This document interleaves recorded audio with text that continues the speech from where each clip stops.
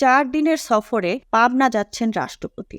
4 দিনের রাষ্ট্রীয় সফরে রোববার 9 জুন নিজ জেলা পাবনায় যাচ্ছেন রাষ্ট্রপতি মোহাম্মদ শাহাবুদ্দিন। মঙ্গলবার 4 জুন দুপুর 2টার দিকে পাবনার জেলা প্রশাসক মোহাম্মদ আসাদুজ্জামান বিষয়টি নিশ্চিত করেছেন।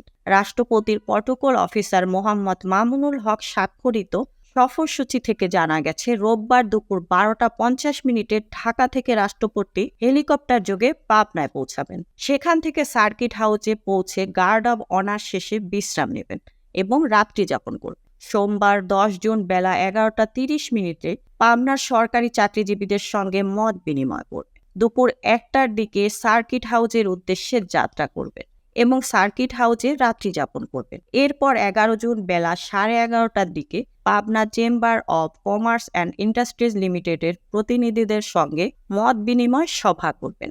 দুপুর 1টার দিকে সার্কিট হাউসের উদ্দেশ্যে যাত্রা করবেন। 12 জুন দুপুর 1টা 40 মিনিটের দিকে পাবনা থেকে হেলিকপ্টার যোগে ঢাকার উদ্দেশ্যে রওনা দেবেন রাষ্ট্রপতি। এদিকে জেলা জুড়ে রাষ্ট্রপতির পাবনা সফরকে কেন্দ্র করে চলছে আনন্দ উৎসব। অভিনন্দন জানিয়ে জেলা শহর জুড়ে ব্যানার ফেস্টুন টাঙাচ্ছে নেতাকর্মীরা।